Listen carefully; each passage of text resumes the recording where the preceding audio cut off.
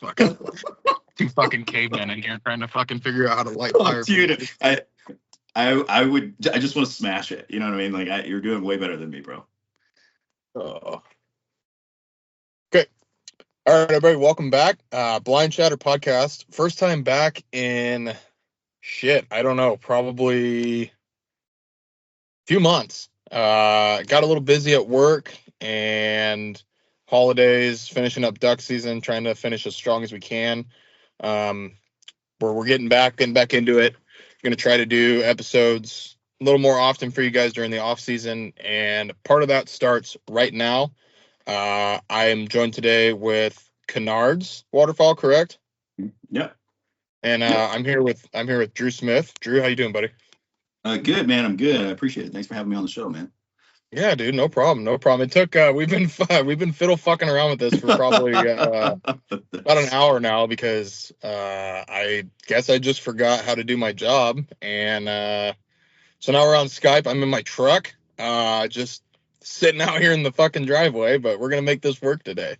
So yeah, you said it best. Two cavemen trying to figure out technology is always an interesting thing to watch. Like I said, like we switched to the whole like the broadcast mic thing because now the guy that does it with me, he's loud and then he's soft and then he's loud, so it was just way easier because like the rule of thumb is you always want to keep about a fist from your mouth to the microphone, and he'd be here, like all over the board, and I'm like, all right, dude, we got to find something new. So we bought these like sports center sports style, like you're calling a basketball game, and it's perfect because when he moves around, it just moves right with him. So, dude, I immediately envisioned dodgeball, like when he's that's gonna hurt Cotton when he's like flipping the mic up and down as they joke stuff. So yeah, we were doing a podcast with Mario Friendy from Final Approach. We're sitting out. I think it was in the summertime. We're sitting out in my fucking toy hauler, and I had the headset on, and I was sitting in our toy hauler. We have these movable chairs, so when you put your side by side in or whatever, you can move it out of the way. And I'm sitting there, and I've got it kicked up on the back two legs, and I'm kind of rocking it like a kid in high school at his desk. And I went too far, and I fell backwards, and the cord wrapped around my leg, and I pulled everything off the table, like the recording device, the phone. I pulled Jeb's headset off, just yard sailed in there, and it was all everything kept recording, like as I'm like trying to, Oh wow. Yeah, it was, and that moment felt like a crash at Daytona 500 on like lap 3. Everything's lap just 3 going. Yeah, lap 3 turn 2, just fucking right into the wall, and just we're rolling like Tom Cruise, dude. And there's the caution flag. Pretty much. So God, dude, yeah, that's I mean, podcasts are cool because I feel like how I came across you guys I just got back from being deployed, and I would listen to. I missed a lot of duck season, and I came home and I would hear podcasts like you guys, and I would be like, oh man, this is like I'm sitting in the blind, right? Because that's really what everybody loves duck hunting. It's kind of social, you know what I mean? It's a fast-paced social sport, and I think that's some of the talking shit and stuff that happens in the blind is like really where the money's at over a hot cup of coffee, you know what I mean?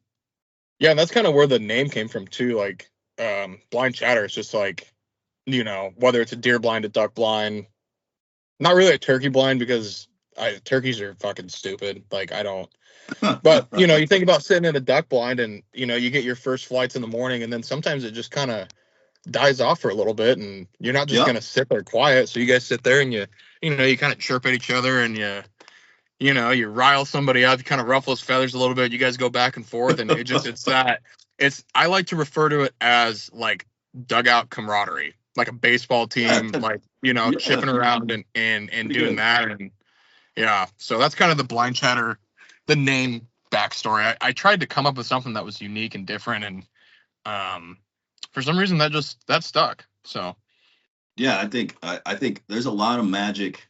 What do they say? I've always heard people say like you could sort out a lot in a duck blind. You know what I mean? Like a lot of the world's problems in a duck blind. But I think those are some of to your point, I live for the ruffling of feathers. I can't talk feathers, man. Like getting somebody riled up at the end of the blind, dude. There is nothing sweeter, dude. Yeah, chef's kiss. Just absolutely. Yeah. Yeah. Because Yeah, I like to. like you said, you can solve a lot too. Like there's some mornings and stuff. Like we have some pretty like, you wouldn't think about having a conversation like that with your buddies duck hunting, but you do. And then some of the other things that we talk about, you're like, I don't even know why. Like, the things that we're talking about. It's like, God, if somebody were to hear us, like, oh Jesus, go to jail.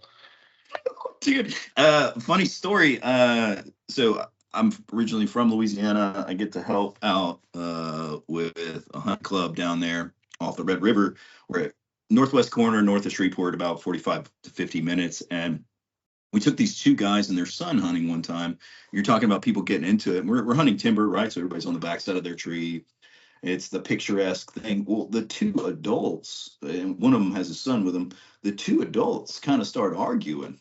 You know what I mean? They're like legitimately, because I'm off to the side, I'm canned off with the dog, and the son's next to me. And those two guys kind of start, I don't know, who knows what they said, I can't remember, but they start to get into it and their birds working, you know what I mean? And I'm hail calling and everything, and they're just still kind of like getting like jabbing each other. And you could tell and it took the son, he shot three mallards, three greenheads real fast, and they eventually stopped because they figured out what they were missing.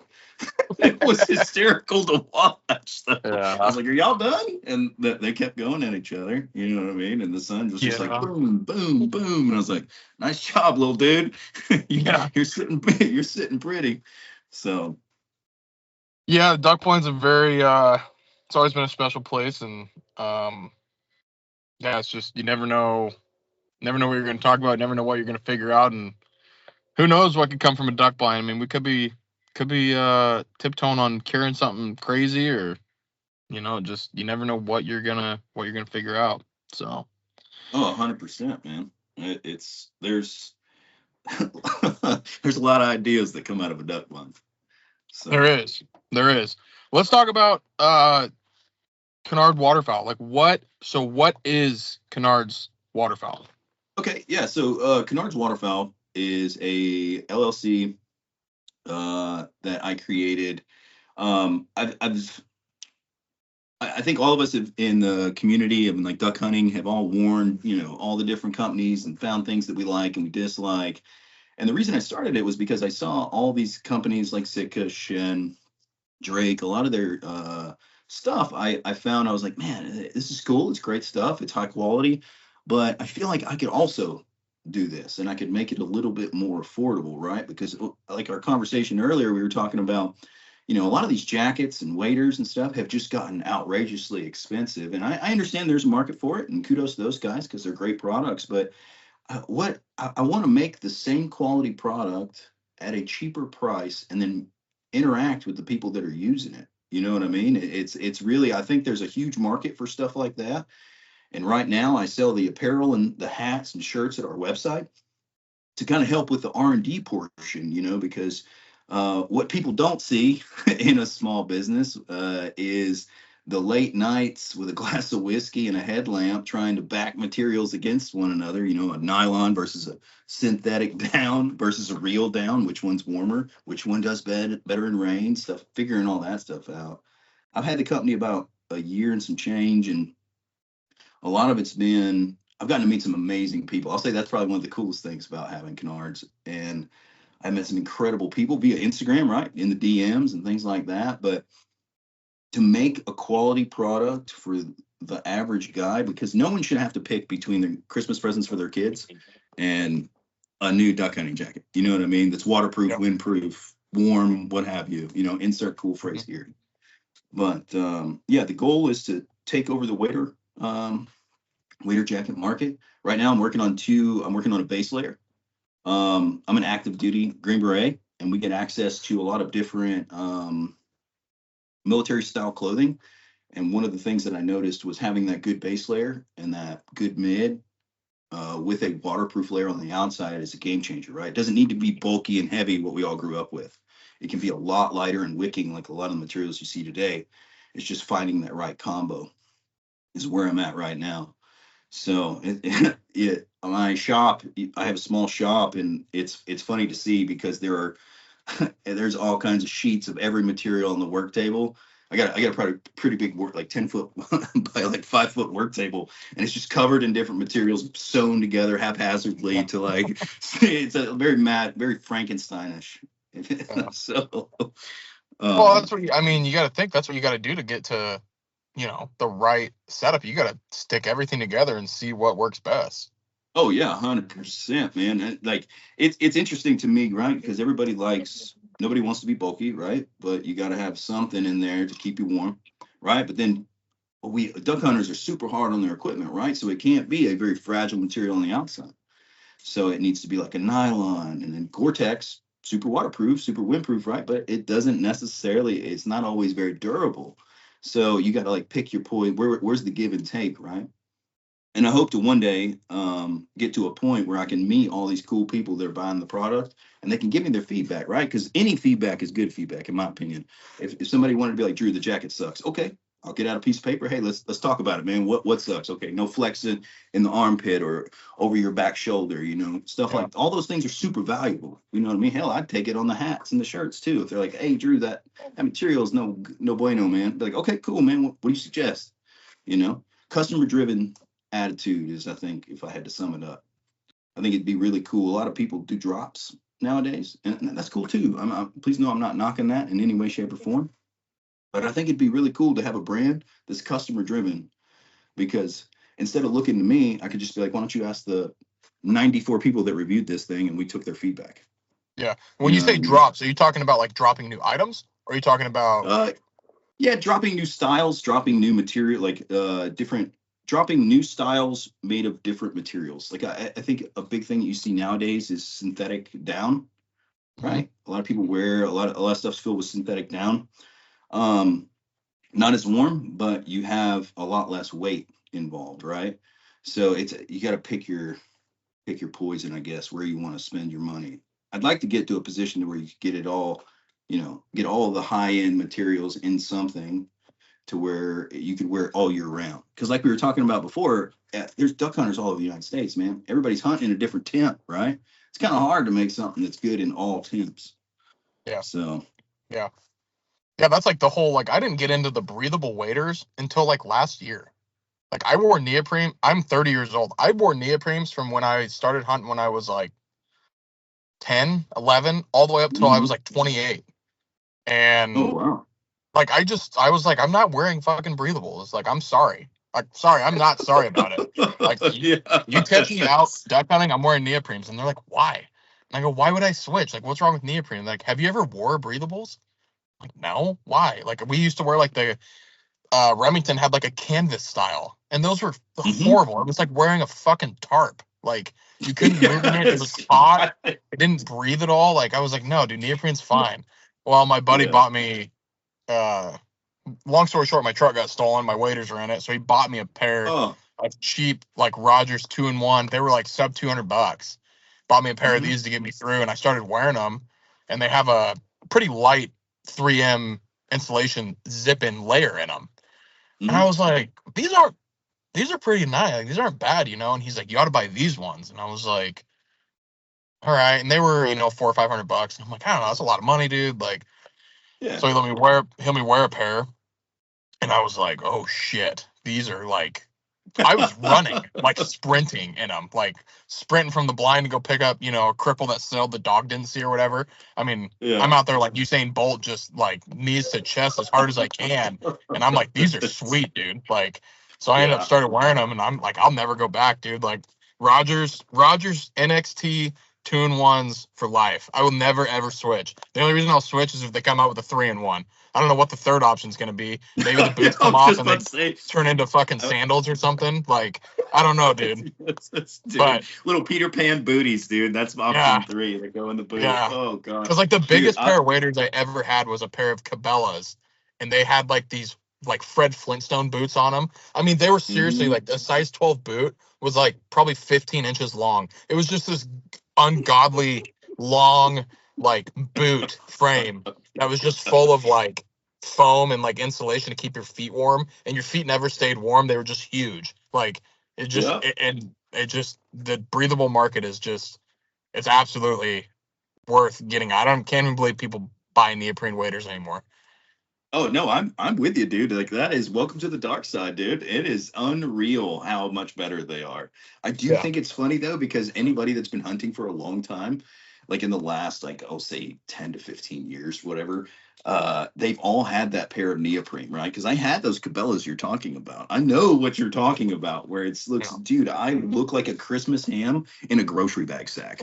Just like I am pouring out of this thing, and I'm not a, like, dude, I'm 6 feet, and I'm kind of slender, and I'm like, dude, I look huge in this thing. I was like, what is going on here? And no goodbye mobility.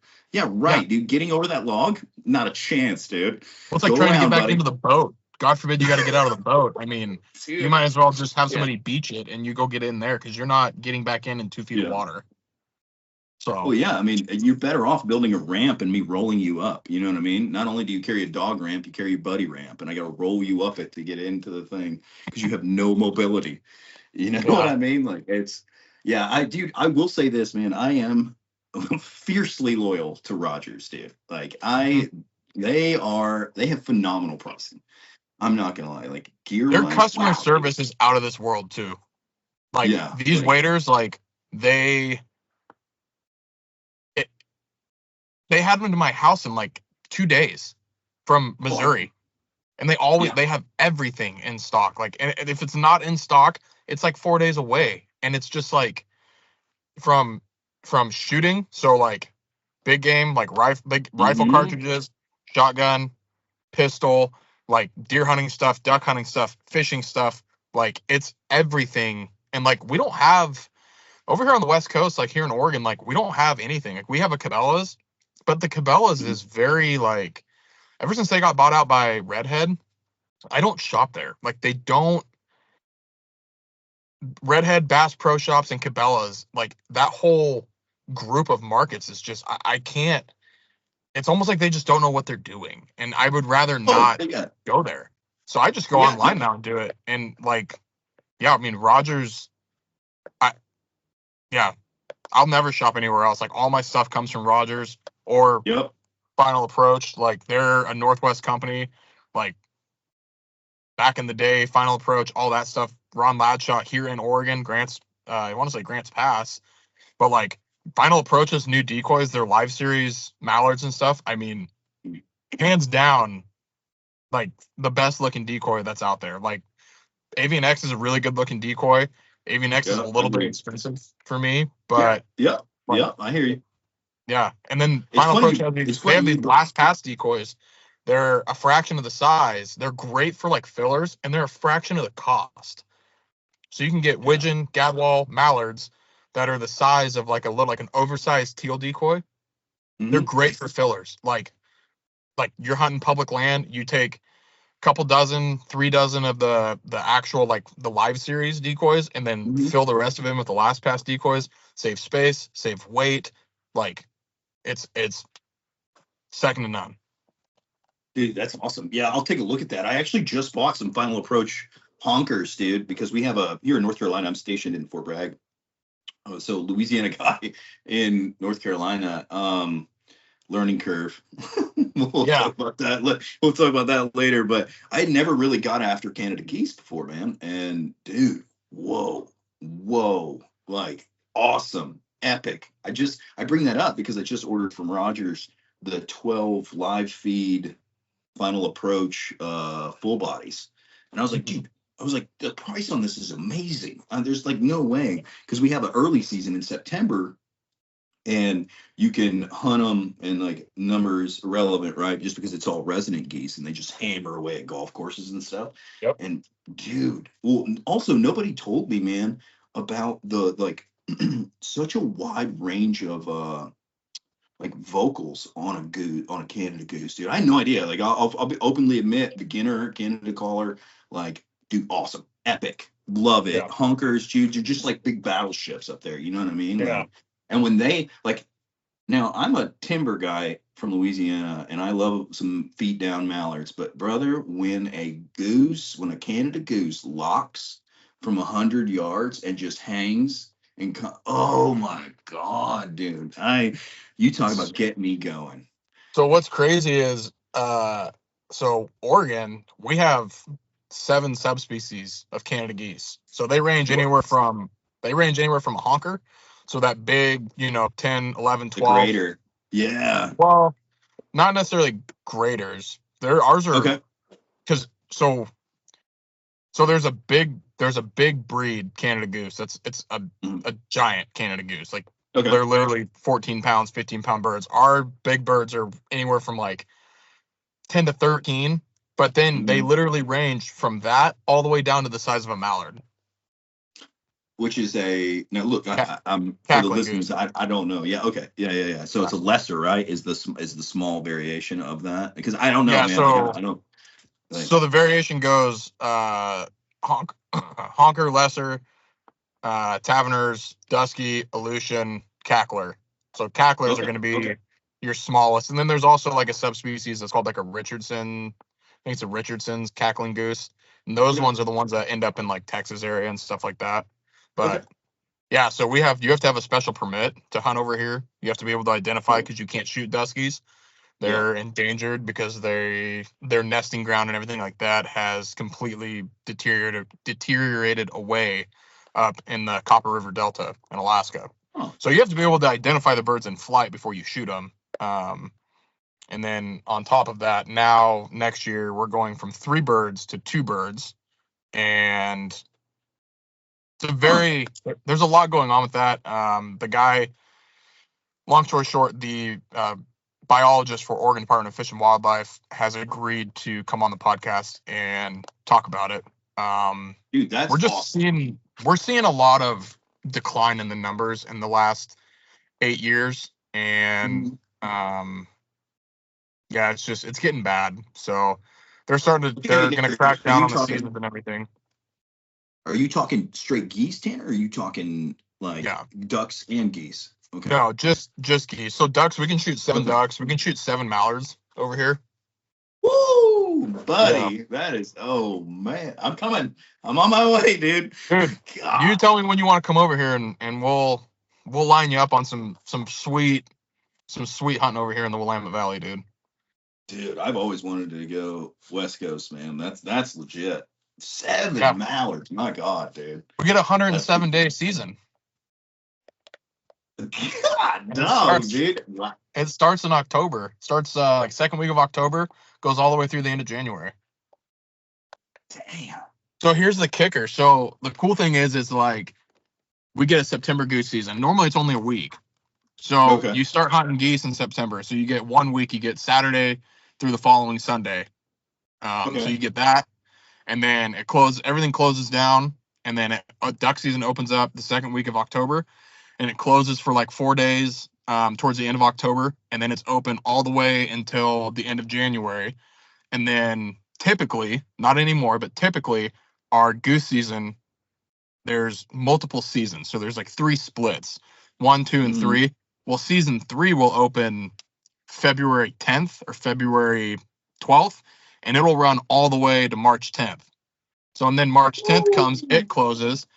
So then you got your spring bear, your turkey season, like all that stuff, and then you roll right back into big game. If you're an archery hunter, you start the end of August, all of September, and then you're right back into waterfowl. So I mean, you can literally hunt your entire year in Oregon. It's pretty crazy. Dude, that's a sleeper state, man. No one's ever explained that to me out west. Like that is because you got to think. Like, grew up hunting the Mississippi Flyway. Now I'm in the Atlantic Flyway, which isn't half bad. It doesn't get enough street cred. Like you got to work for it, obviously, but it's a lot different because divers are like going from greenheads and timber to divers has been a interesting experience. A lot of very empty straps, dude. But dude, that's wild, man. Oregon sleeper state, dude. Well, it's on the radar now, man. It's cool, man. Like it has its benefits. But the other cool thing too is like we've got 3 different ecosystems. We've got like the west of the coastline, and all that is a natural. It's a rainforest, and then you've got the Willamette Valley on the other side of the Coast Range, and then on the other side of the Cascades, you've got desert. So you've got you have one flyway, the Pacific Flyway, but you've got the coastal birds, and then you've got the Willamette Valley birds that go between the Coast Range and the Cascades, And then you've got everything on the east side of the Cascades, which you get into your big honkers, you get into big like grainfield mallards, you get your your dry field hunting, because like over here in the valley, you're not shooting ducks in a dry field. You're shooting there's got to be water, but you go on the other side of the Cascades or go down to like Klamath Falls, which is in the southern part of Oregon, and you're shooting them in dry grain fields. It's a cool state. There's some catches with it, but it's definitely, you've got very liberal limits in hunting opportunities around. Dude, that's incredible, man. That's super cool. I had absolutely no idea about Oregon being a sleeper state like that. That's awesome. The downside is the big game hunting is ass. Is it? Yeah, they just don't manage shit. Okay, all right, that makes sense, man. A lot of mismanagement with mule deer.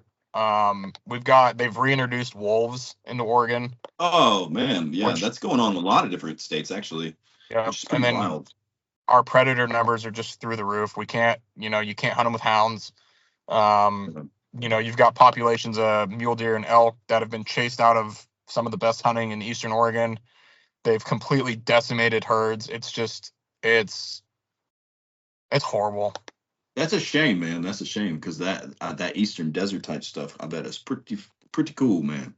It is. That sounds absolutely. I deer hunt occasionally, you know what I mean, but like ducks, dove, turkey. I'm a new turkey guy, so keep that in mind. Who knew such a silly sound would get you so worked up? You know what I mean? Like, my gosh, nobody, dude. Oh man, we got a flock. We got a flock over here by the house, and my daughter's birthday was on Monday, and we bought her a pink Chevy Tahoe, little car she sits in. We drive around. So we put it out. That's awesome. We went to put it out front, and I opened the door, and there must have been 25 or 30 turkeys out there. And I went in and I grabbed my dad's old box call, and I shook it like a little gobble. And oh my God, dude, these birds over here just lit up. And I was like, it's cool, but I'm like, these birds are so stupid. Like, it's silly, but so. Dude. But I want to talk about your switch from Louisiana to divers. Like, talk about. I mean, all right. I mean, okay, so polar opposites. Oh man, tell me about it. So my family, like I said, lives about 45 minutes northwest of Shreveport, Louisiana, right? And I grew up every Christmas. I was there. You could guarantee I was there. Just mallards and gaddies and shovelers in the timber. And a lot of rice fields around too, right? Coming off, essentially what they would do is they would fly off the Red River. They'd use that as their flyway mark, and they're going south, and we used to have a lot of mallards, not so much anymore, but I grew up hunting timber, rice, things like that, right? And then I got stationed at Fort Bragg, and I came out here, and there a lot of wood ducks. North Carolina, middle of the state, right, is phenomenal wood duck hunting, and you have a lot of big rivers running around too. There's some great lakes out by Charlotte on the west side of the state that are really great for greenheads and honkers. But we have a river, the PD River to be exact, runs in the middle, and you get to kind of hunt your beaver ponds and river cutoffs. But what I started doing is I got a boat and I started getting some long lines, and which, by the way, I think we talked about that a little bit earlier. They should probably come with a manual. You know what I mean? Because what they don't tell you about running long lines is when you arrive somewhere, you don't plan for the tide you're in. You plan for the tide that's coming, right? Well, that took me a couple times to figure that out. Having to go reset the spread several different times. With those long lines, and then figuring it out and slowly kind of think of it like trolling, and you're just, your buddy or you is just, you're running the motor, you set it up so you're going straight, and then you're just slowly putting a decoy out, and you want to kind of all, at least where I'm hunting near Wilmington, North Carolina, you kind of want to line them in towards the blind. It was a huge learning curve, a lot of empty straps. I'll tell you that much. My first year was not pretty. But it was very cool, right? Like, I think it's one thing to see a mallard come through some trees.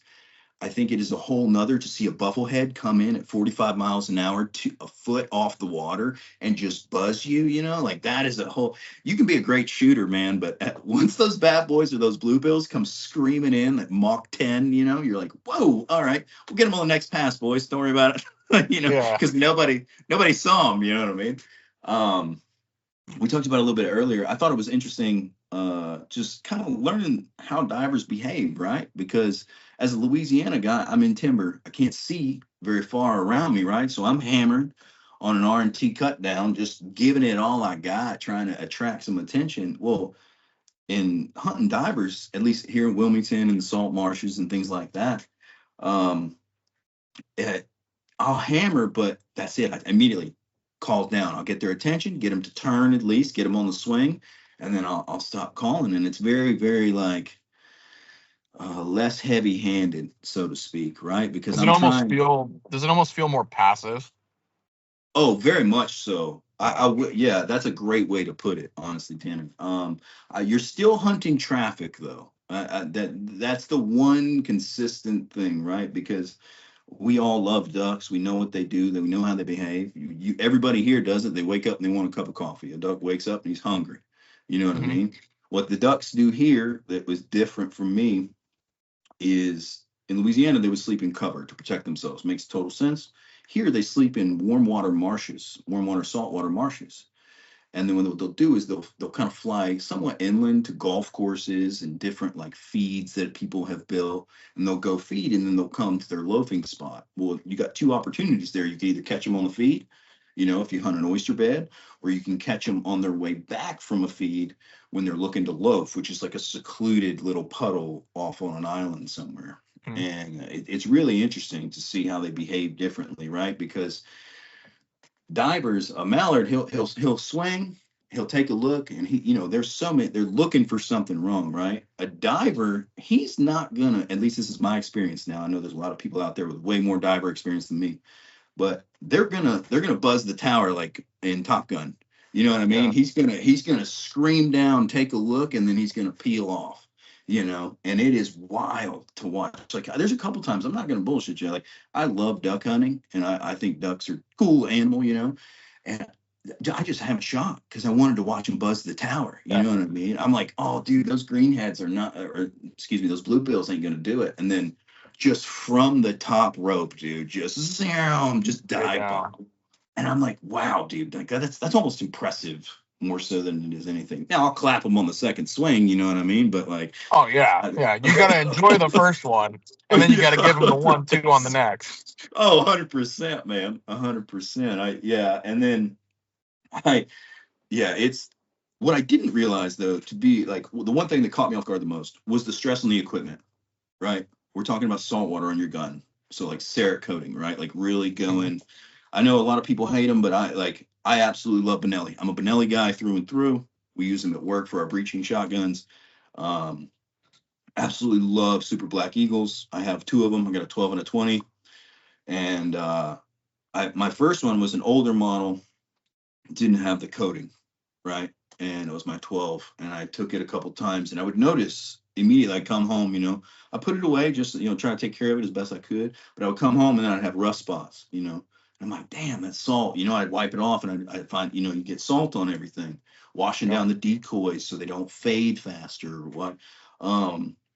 Even the blind, I made a scissor blind for my boat, and it was just taxing on the aluminum as well. Even, it wasn't rusting, but it just was degrading a little bit. And I was like, man. And then I like to show up, and I like to cut brush like everybody, you know what I mean, from a place where I'm at. So I'm matching the color, and on my saws and my blades that I was using to cut brush, everything's rusting. And I'm like, dude, I can't I'm a normal dude. Like, I can't afford to buy new equipment every go round here, man. Right. So what's the fix? Is there a fix for that or anything? Like, is there anything like a treatment that you can do? Obviously not, your firearms and stuff is one thing, but like, your scissor boat blind, your panel blind, your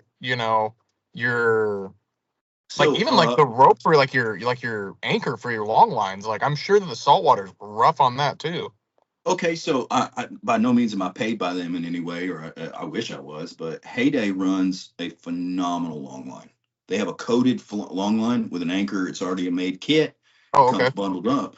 Phenomenal kit. I use only I built my own too now. Like I started with 550 core, right? Like I've Mhm. gone through the whole progression, right? Of like trying to figure this out, right? I made my own with loops and snaps. Rig 'em right makes a good clip on that's phenomenal.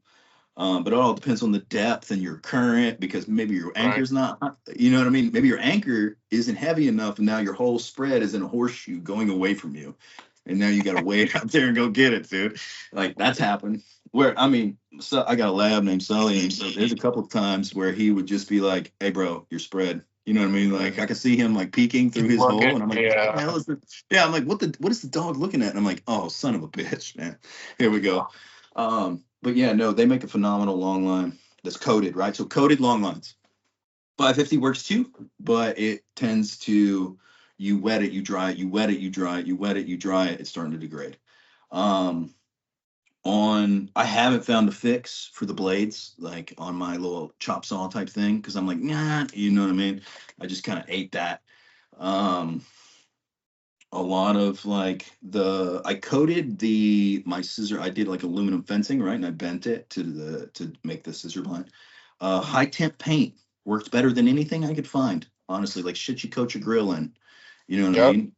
On the corrosion, and well, just the degrading of the metal would seem to work really, really well.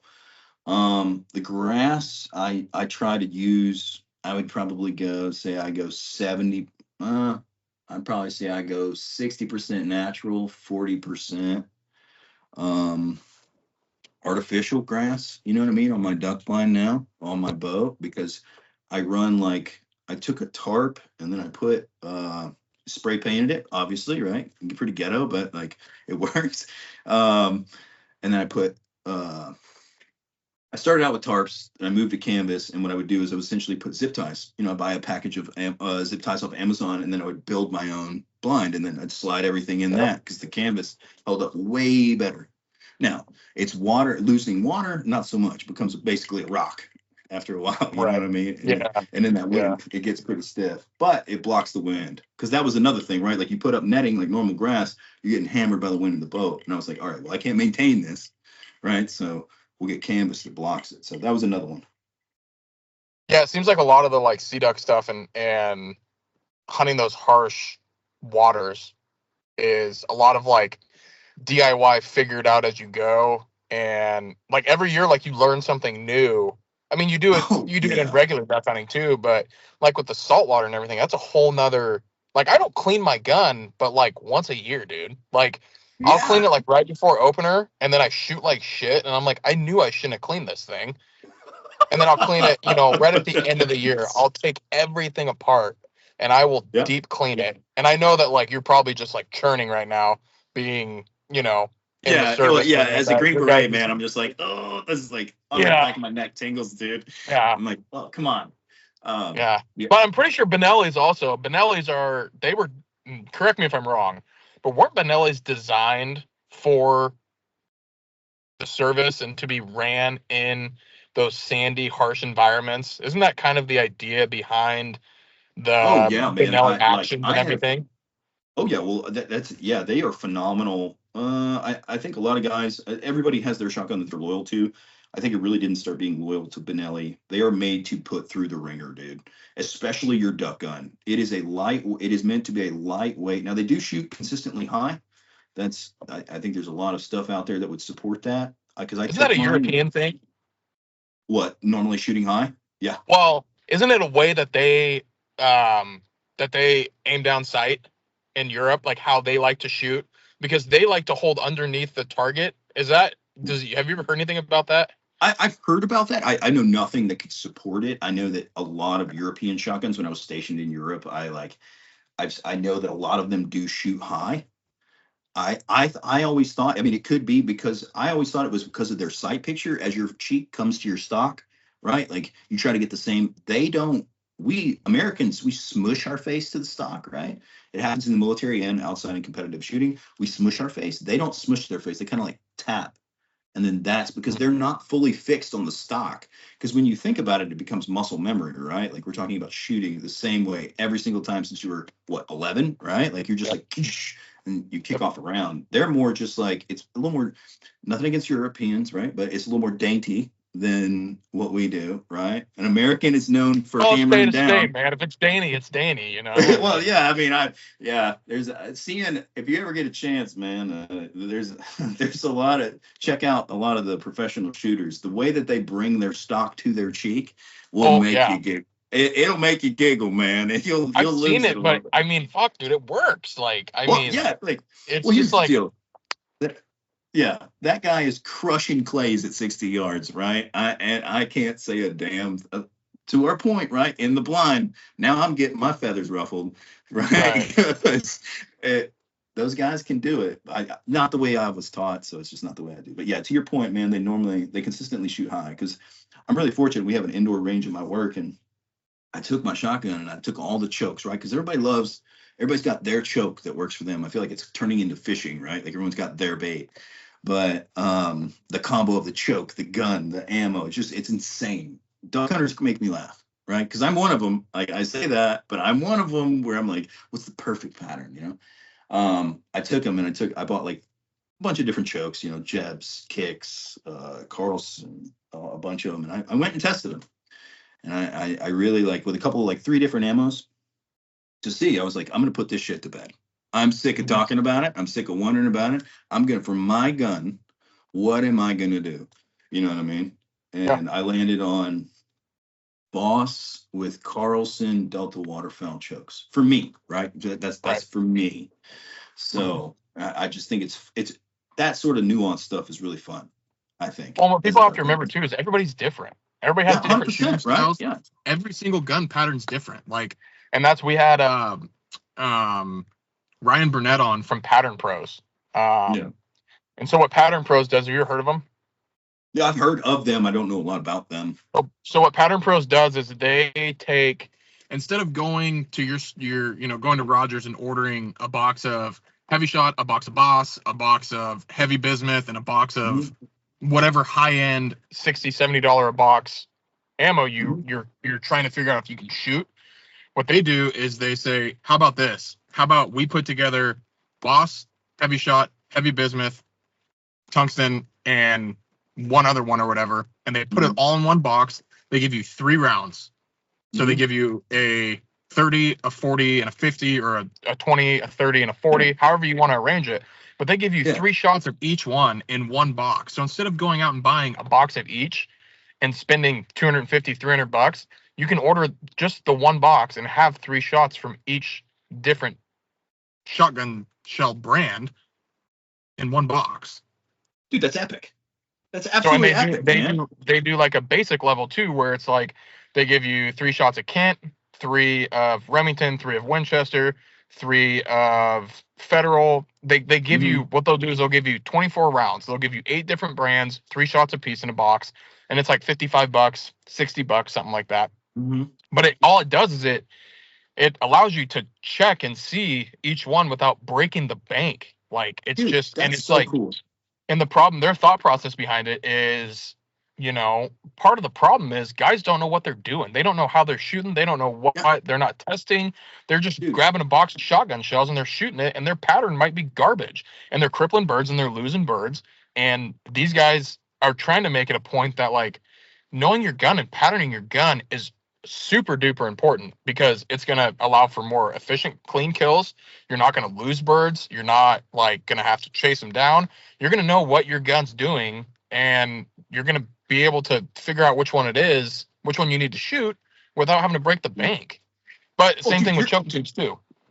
Dude, your spot, that is a brilliant idea. First and foremost, that is absolutely brilliant. Yeah. I like, because we have a thing at my job, like, as a Green Beret, like, you are responsible for where your bullet is in space, period. Because we are feet from each other, right? At all times, like, especially inside of house fighting. House fighting sucks.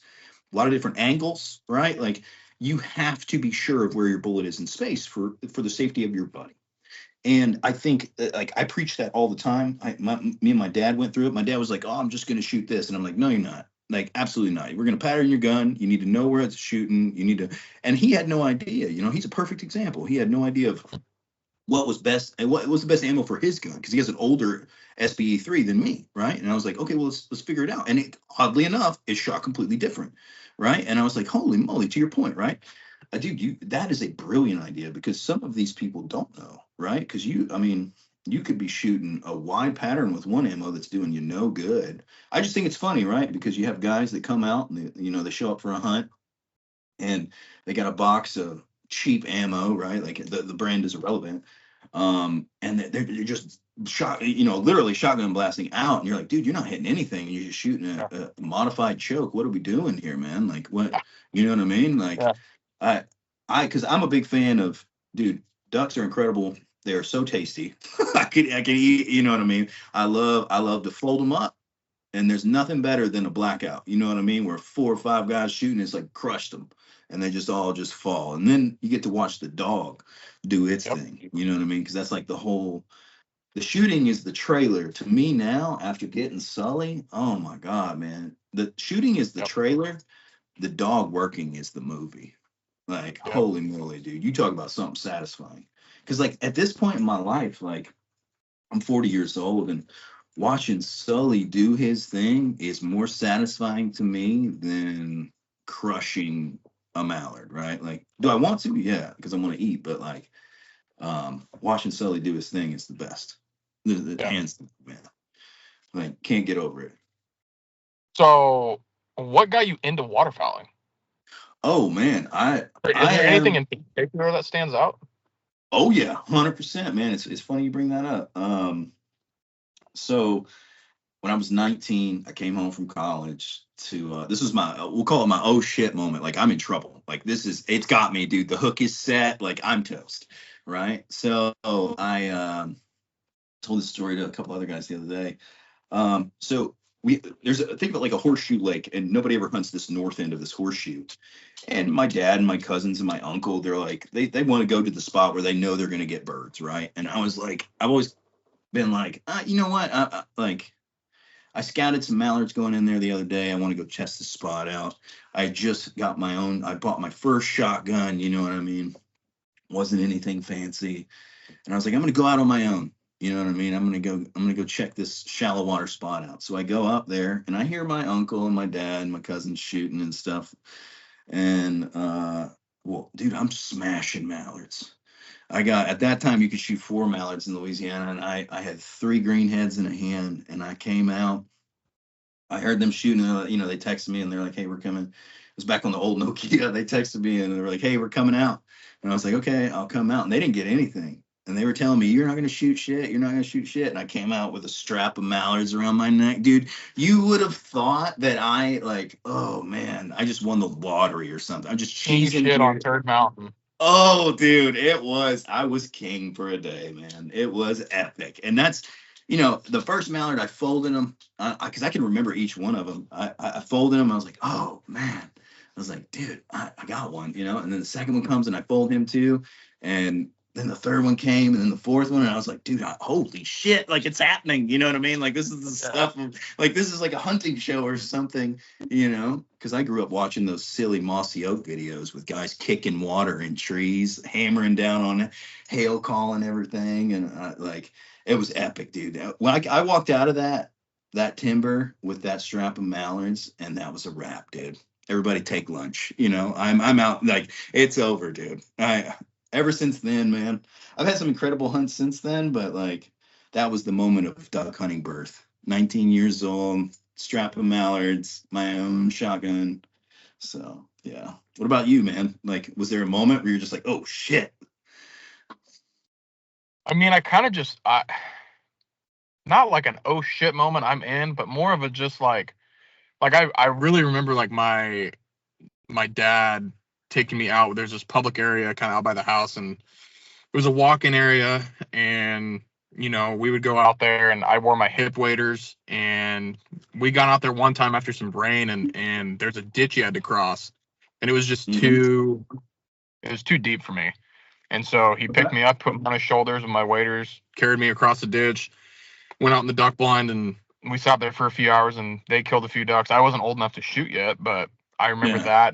And I just kind of, like my first time duck hunting when I was shooting, it was on the river with my dad and my brother, and it wasn't anything crazy. It was just a normal river hunt out here, and we'd killed a few mallards, some widgeon, and like some some ringneck and stuff like that. But I just something about it just caught me.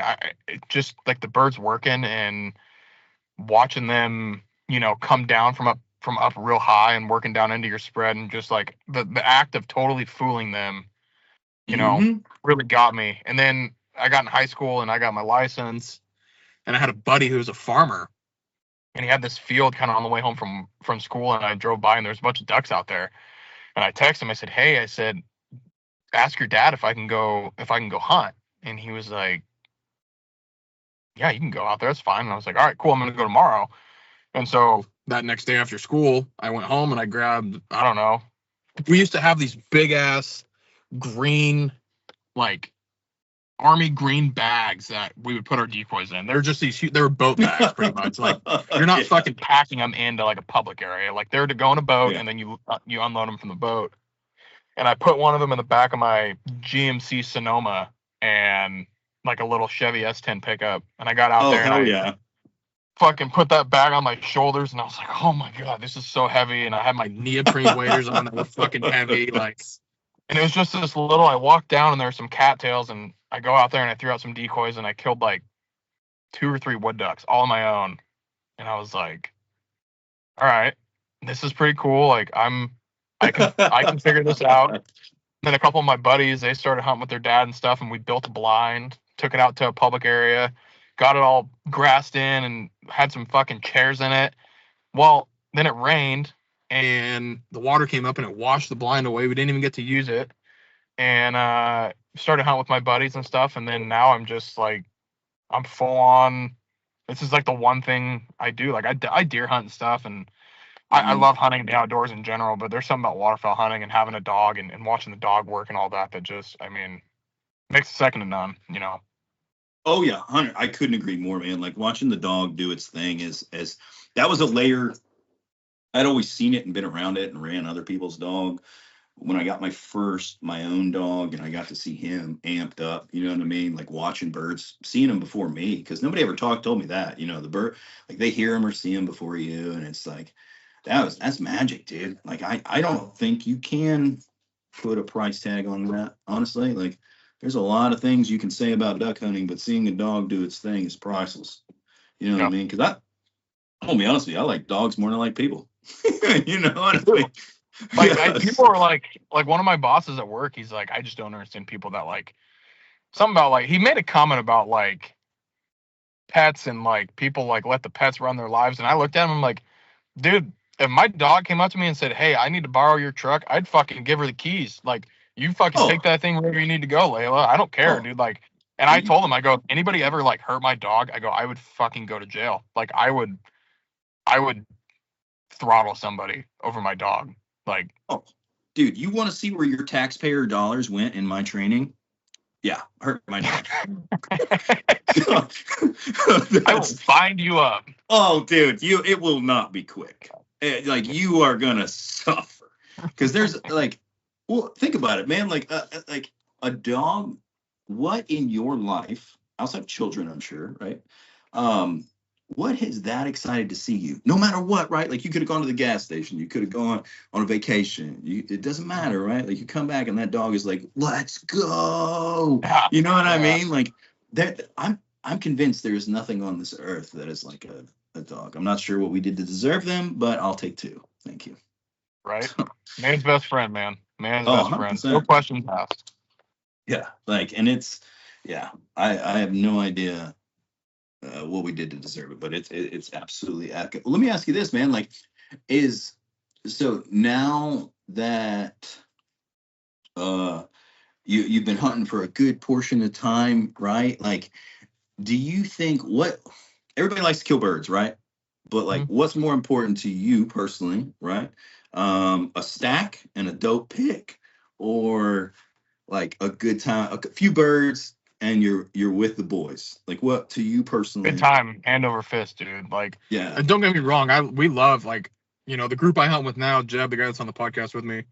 He's a farmer, and he has a lot of ground that he can hunt that really nobody else can, just because he's been in the ag world so long around this area that he's in with the farmers that own the land, and they give him sole permission. And that allows us to do some wild shit. Like the week of, I think the week of Christmas, they had one hunt up on public land, and the rest of it was all on private land around here. And I think we, as a group, I think we killed like 200 and probably 200 ducks, 215 ducks in like 9 days. Holy moly, dude!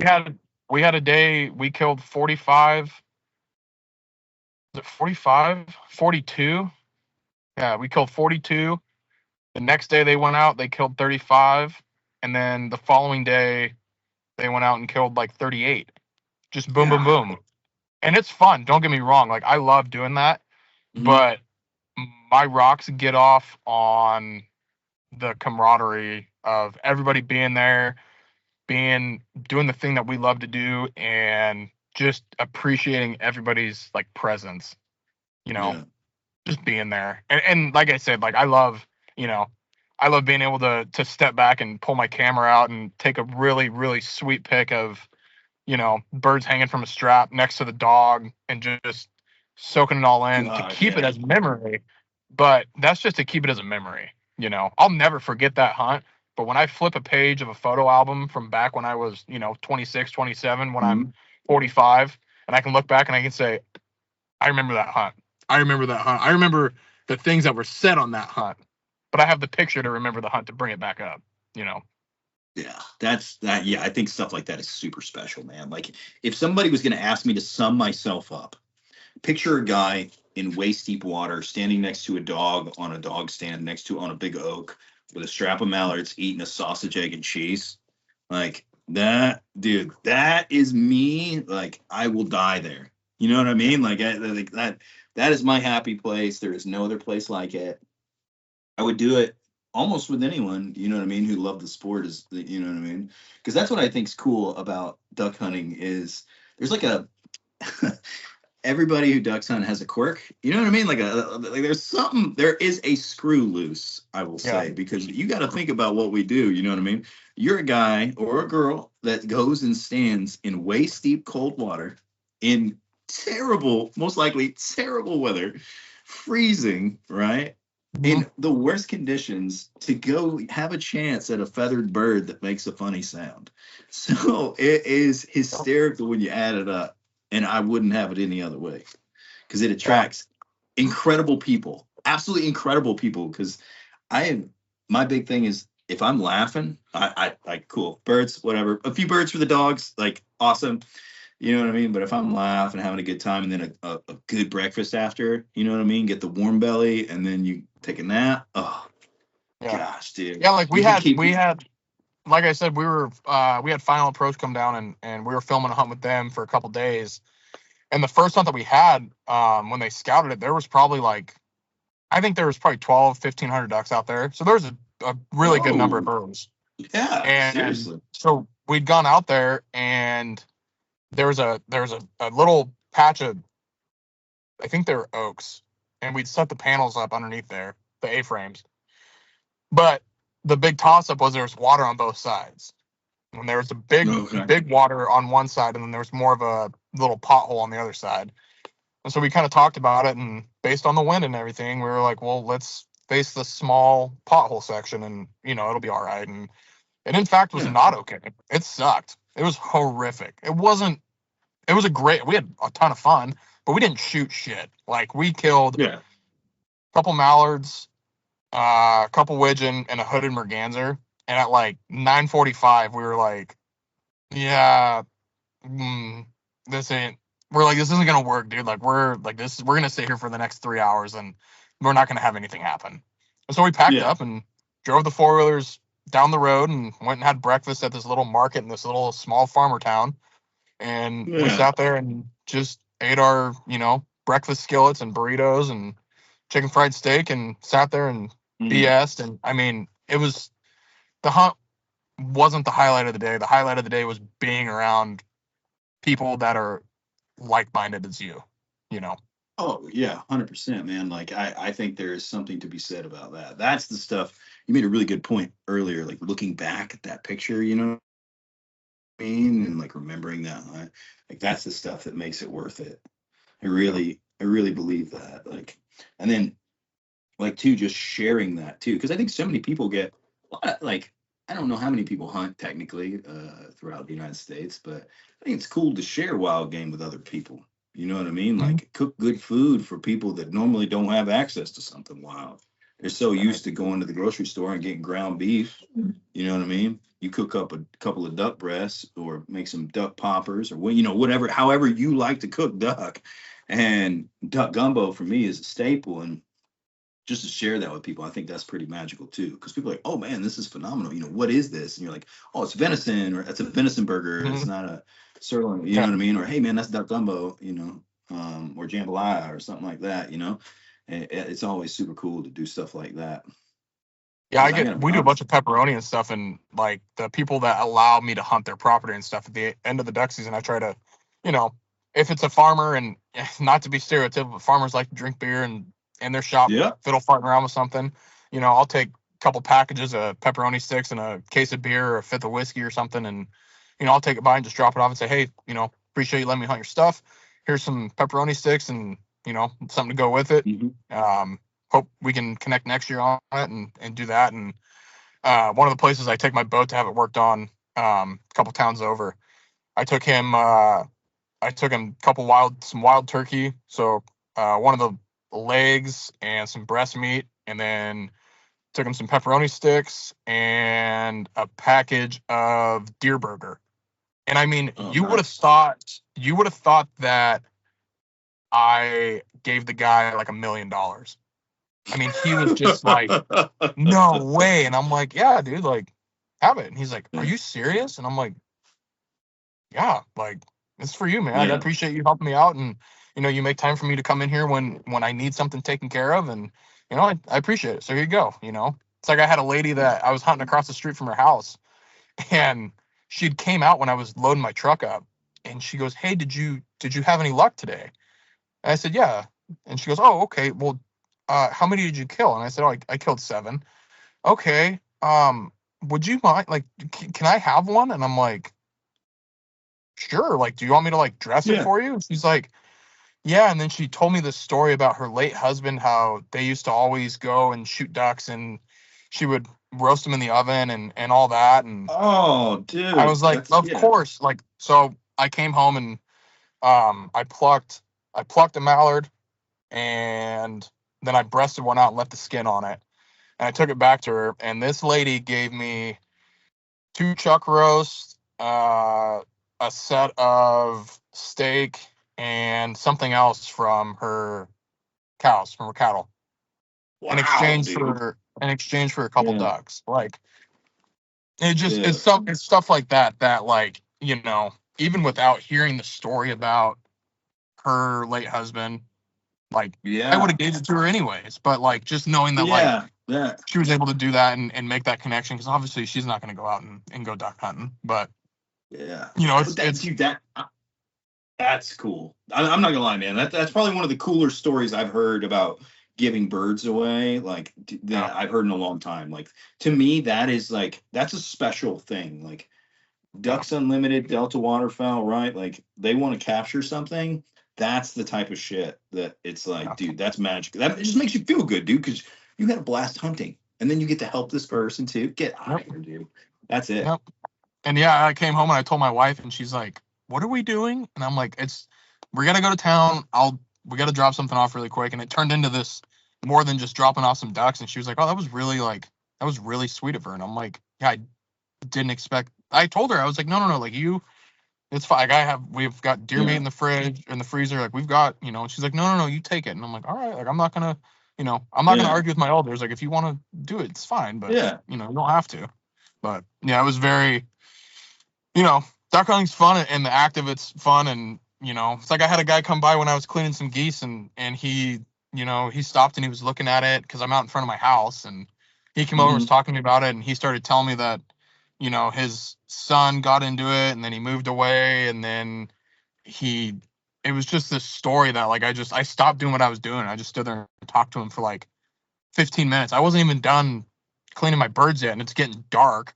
And like my wife came out and she's like, "Is everything all right?" And I'm like, "Yeah, I made a new friend. He's over there now. I'm gonna be out here for another like 20 minutes. I'm sorry, it's just like, Yeah. But I mean, if a wall started talking to me about duck hunting, I'd just stand there and talk to it. Yeah, it just 100%. it's such a special thing, and yeah, it holds a special place in people like us.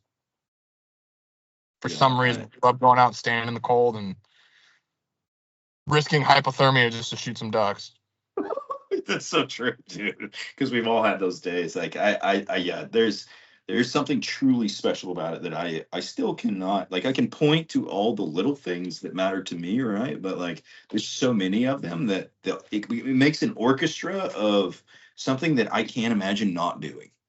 I'll say that, man. Like, there's a lot of things that in my life that I could probably stop tomorrow if I really wanted to. You know what I mean? But if the doctor came to me and said, "Drew, you're gonna die if you duck hunt, right? Like tomorrow," and I'd be like, "Well, I'll see you in the blind, buddy. Just bring something to carry my ass out.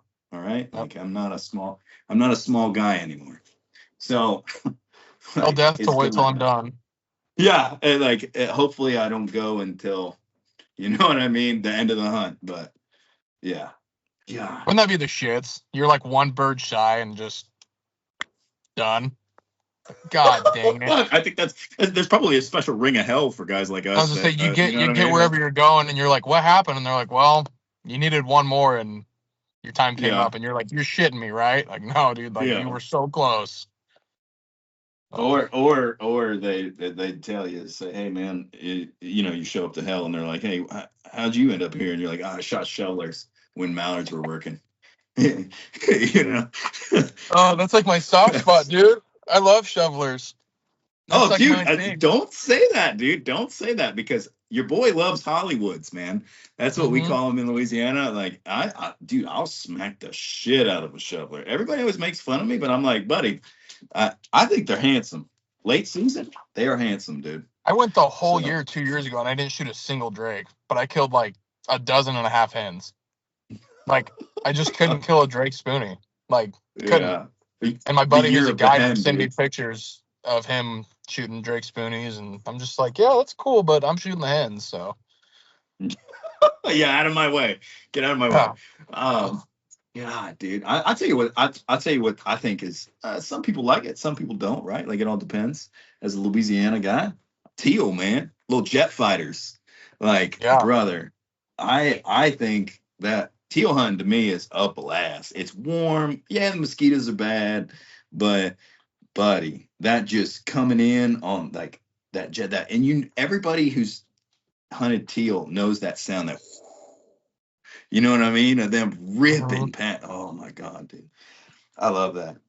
I think it's hard on dogs in Louisiana, but it just being so warm a lot of times, but it's definitely, teal has a special place. There's no doubt.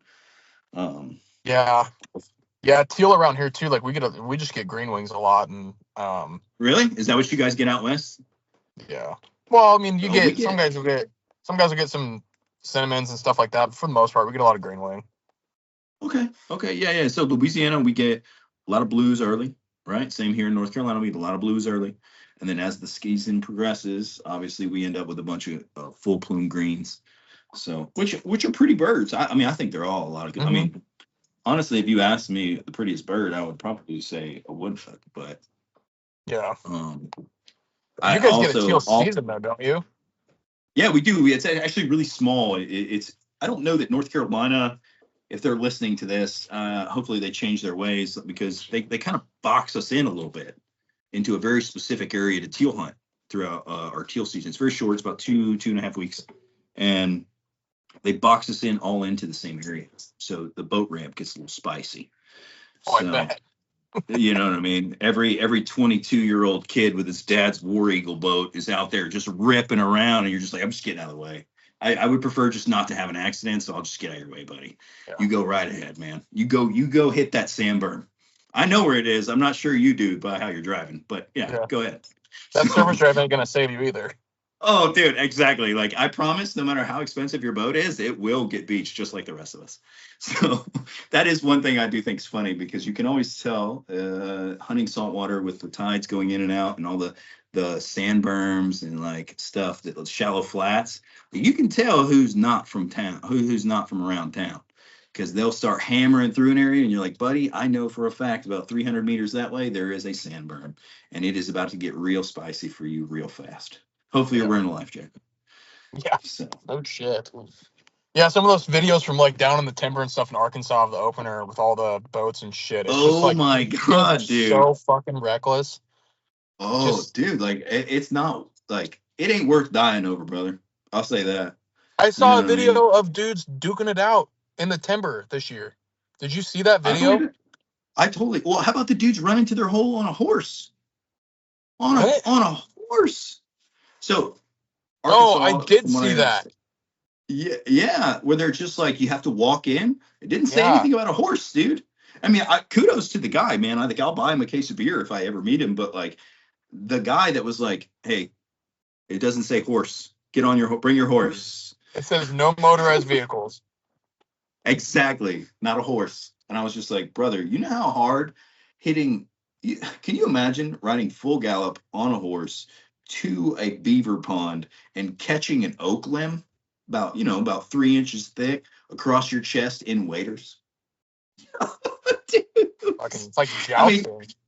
oh, dude, it would be. It would be. I mean, now, would I want to videotape that? 100%, because I would sell it. You know what I mean? But In a heartbeat.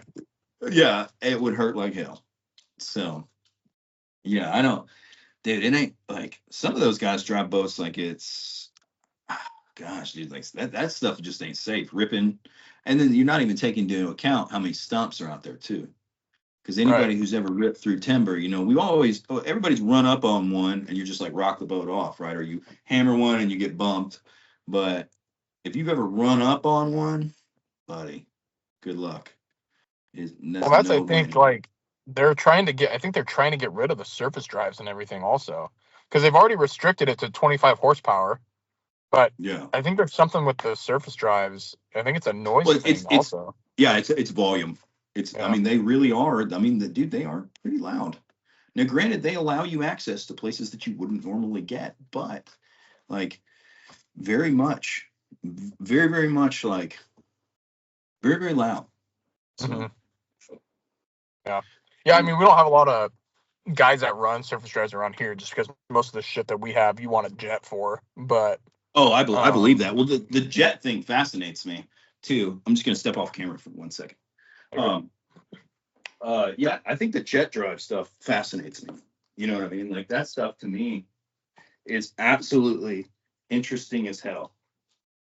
So yeah, it's one of those things where it's kind of it's great to have, but also if you get into the wrong kind of stuff, you're gonna suck some shit up in it, and you're gonna really create some issues. well, is the intake that big though?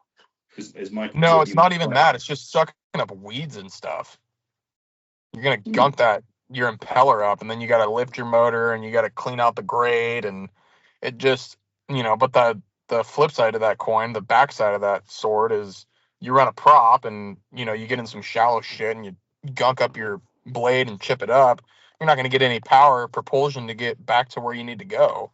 So Yeah, that makes perfect sense to me. Like, yeah, I've never run a jet. I've run my motors before, Gator Tails to be exact. Phenomenal motors. They are loud, but oh my God, dude, have I gotten through some stuff.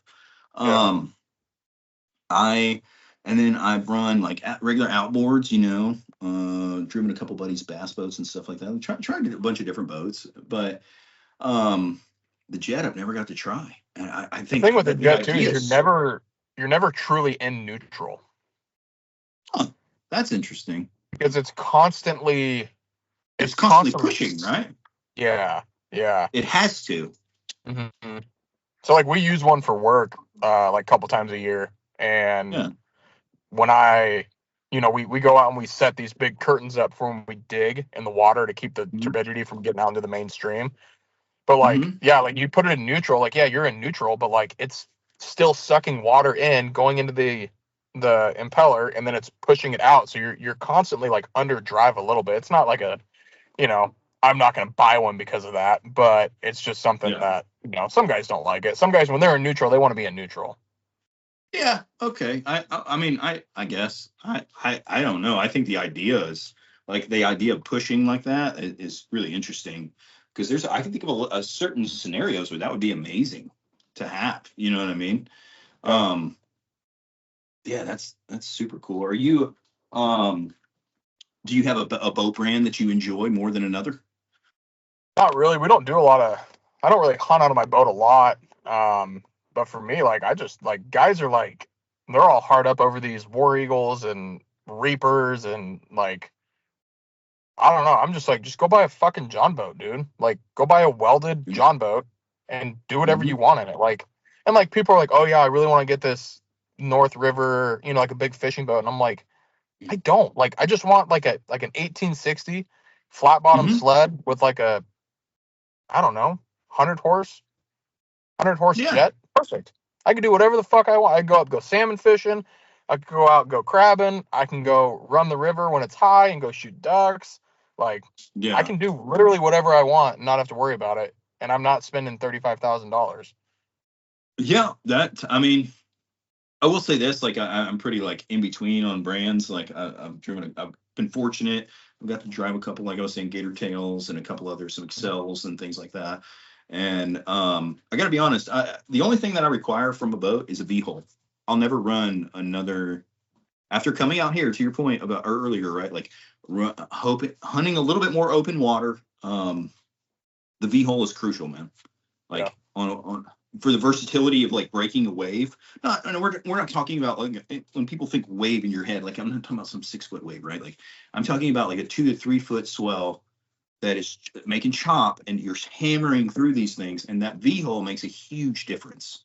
Yeah. And it really it saves you. It really does, because I have been in weather. There's a couple times, I'm not gonna lie, man, like despite my occupation, I've still made mistakes and like gotten out in water that I was like, all right, we're gonna put my life vest on, we're gonna take my waders off, I'm gonna put my bibs on because I'll sink to the bottom, you know what I mean, if I because I'm in not shallow water, you know what I mean, and been like, okay, and then just slowly just limped back, you know what I mean, because the swells, because I'm rocking, and I'm like, I will never not have another V-hole. I'll say that. Yeah, the sled thing for me is just for like our rivers around here are pretty swift. So staying on top of the water really for me is kind of my number one priority. Like if we were ever to go, you know, up on like the Columbia, like the big river. Yeah, you want a big boat. You want like a, 18-20 foot modified V hull, something that, if you do get into that chop water, you can cut it. Because if you're in a flat bottom sled, you're gonna beat the brakes off of the thing, dude. Like, you ever drop a pancake? That's exactly what it's gonna do. It's gonna clap on the floor. You know what I mean? Like that. You're 100% right, man. But that's what blows my mind about duck hunting, right? Like we talk about that, and you talk about your river situation, and then you talk about me, like in open water / in a river. You know what I mean? Like a wide river. It's like, dude, there's so many scenarios, right? Like every one is so different that it's just like, because the first time I ever ran up on an oyster bed, I was like, what the hell is this? You know what I mean? I was like, what is going on? And I was like, holy shit, I'm on an oyster bed. I'm an idiot. You know what I mean? Like, it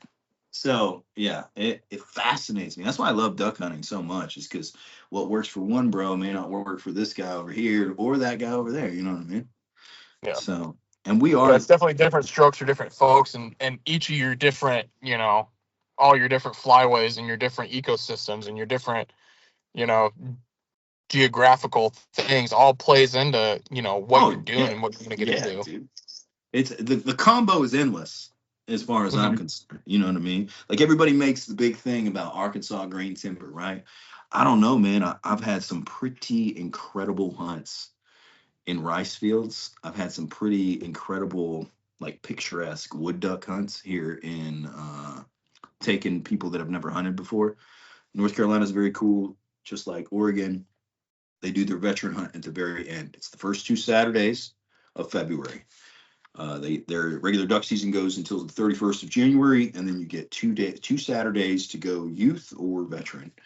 And it's by far the two most primo days. And I've tried to take someone new every time, like another military bro, and be like, hey man, we're gonna go try this. You know what I mean? I got the gear, you're good. Like, just show up, just buy these things, right? Mm-hmm. License wise. And I think that is something, another like layer, right, that we talked about, bringing somebody new in. Because if, you know what I mean, showing somebody ducks on the swing and then them actually smoking one on the swing is like, when they've got no prior experience, is magical. So yeah. I think that's super cool thing to experience.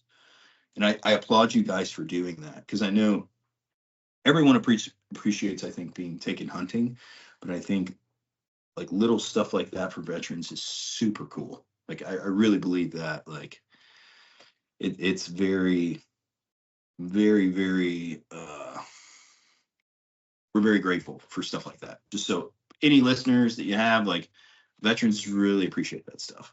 So it does. Yeah, it was really cool getting all of them together in the morning, and everybody's able to, I feel like a lot of times some of those guys, they're not able to relate to your everyday average Joe. Yeah, that's a good point. Yeah, it's a great point. Being able to get them around common people, I mean, I feel like it was just it was nice for them, and you could tell everybody had a great time, and we did a big potluck lunch after that, and Heavy Shot over here in Sweet Home, they donated, I think, 2 cases of ammo for it, and we did, like I said, a big lunch after that, and it was just nice. It felt nice to give back, and it felt nice to do something for guys, and it was nice having them all enjoy it. So yeah, dude, next year we're going to try to do a little bit more. We're going to try to get out a few more groups and maybe try to make it more of a, this year we wanted to try to get everybody something to take away from the event. But it just snowballed too quick and got away from us, and we weren't able to really acquire anything.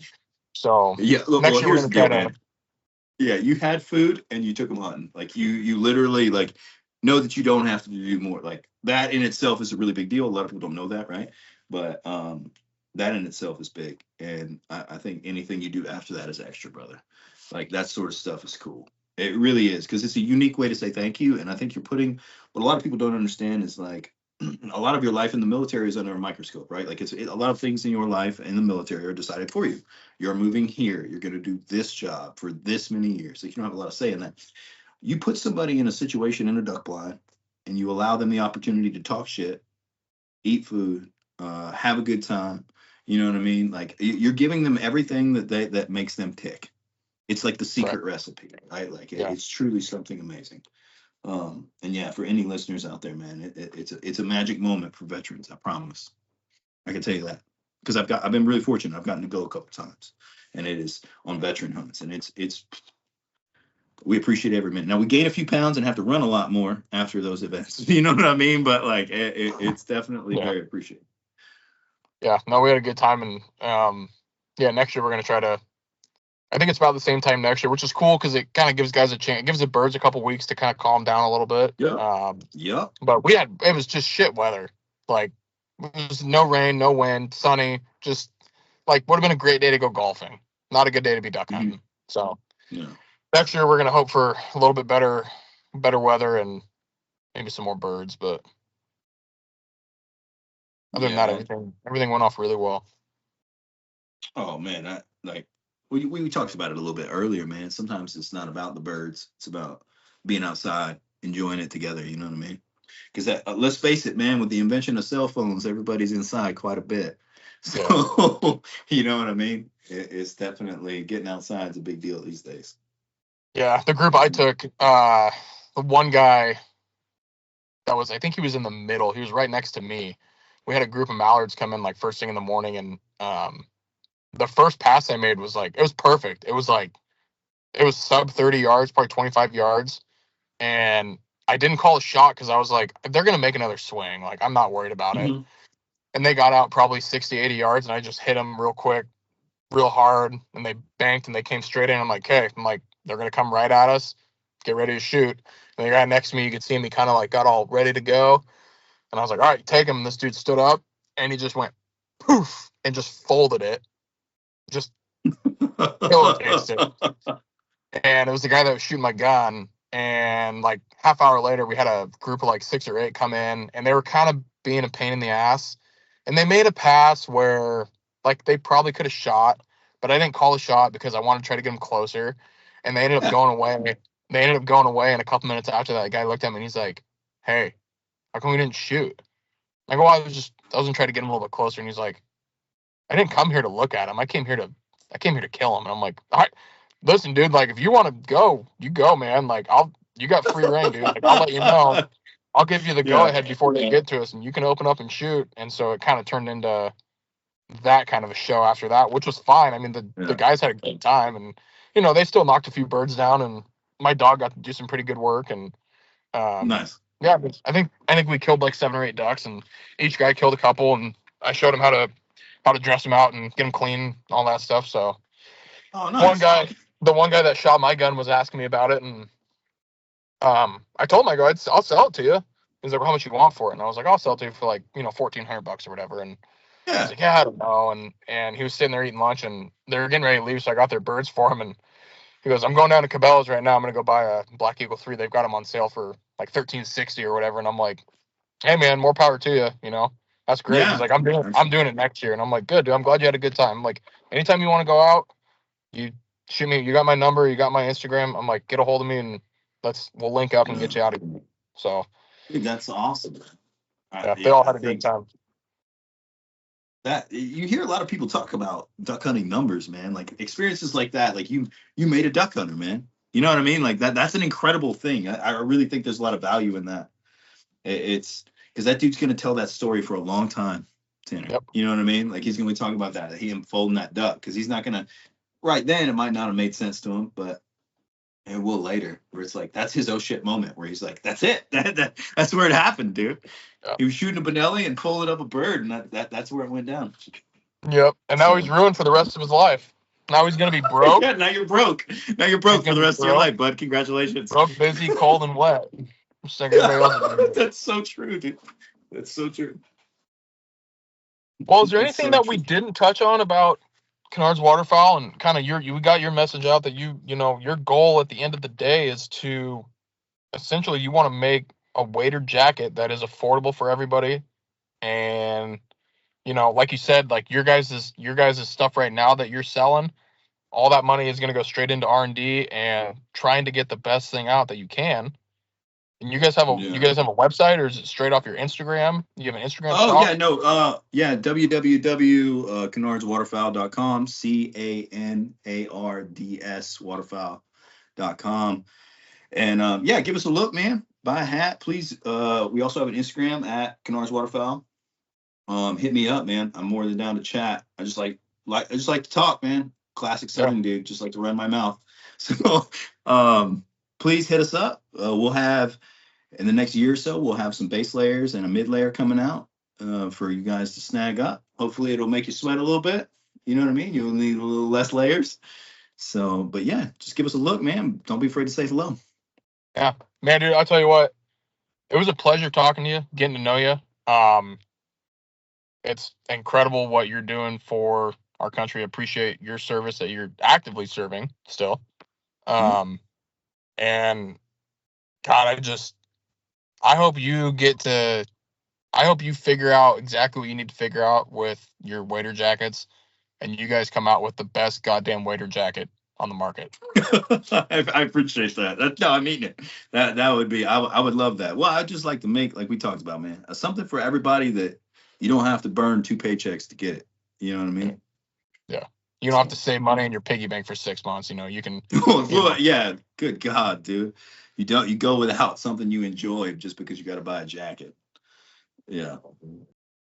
Yeah, I really appreciate it, man. You guys do a phenomenal show. I think there's a lot of shows out there, and very few capture what it would be like to be in a duck blind. And I think you guys do it well, man.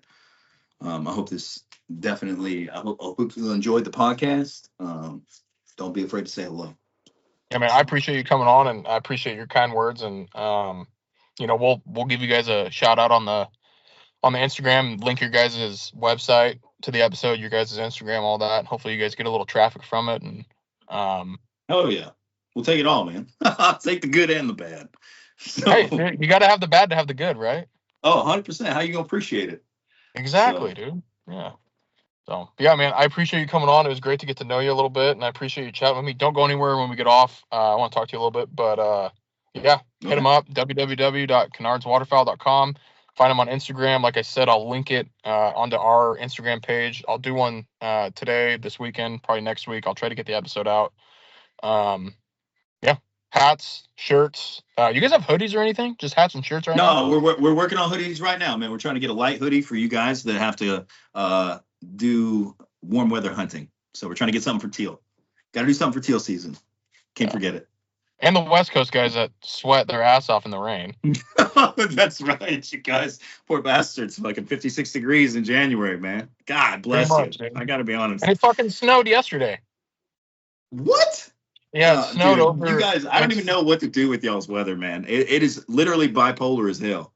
There's literally a day a couple years ago up at Savi's Island in Portland. This is my last little story, and then we'll pop off. But we were up there hunting with my buddy, and it started out, it was sunny and it was cold, and then all of a sudden it got real dark, and it just started hailing like a son of a bitch, like a tornado was coming. Then it stopped, and it got sunny again, and then it just started shitting snow, just flakes the size of like a wooden nickel. I mean, just fucking huge. Dude. And I'm sitting there and I'm like, what is going on right now? And it snowed for probably like 45 minutes. Sun came back out, and then it just started dumping rain. And I'm like, one more weather pattern change and I'm out. Like, I don't know what could be next, but like, I'm over this shit, dude. Yeah, it was bad. It's like up against a pitcher that only throws change-ups. It's like, what is happening? It was what just is like happening right now? Yeah, and it was just like, oh my God, dude. Like, I was wet, I was cold, I was dry, I had my sunglasses on, I had my sunglasses off. Like, I just felt like a menopausal stripper, dude. Yeah. Oh God, so, dude, it reminds me that Instagram rumor is like, I'm alive, I'm dead, I'm alive. The dog just running around, just being crazy. Yeah, no thanks, dude. No thanks. Yeah. It's a no. That's hunting in Oregon. That's hunting in Oregon for you. When I come out, I'll bring every layer I own. Apparently, needs to be done. So you have to, yeah. Like you got to. West Coast equals layers. Noted. Yep. All right, Drew. Well, I appreciate you coming on today, man. Appreciate talking to you, and we'll get this episode up and out, and I wish you the best of luck in your guys' your business venture here, doing your waiter jackets and stuff. And I'm probably gonna order me a couple of your guys' shirts. Those good looking shirts, dude. I appreciate that, man. Yeah, we'll get them out and crank them out. So you guys let us know. We appreciate any and all support. You guys have a great one. Thanks for listening. Thanks, man. Appreciate it.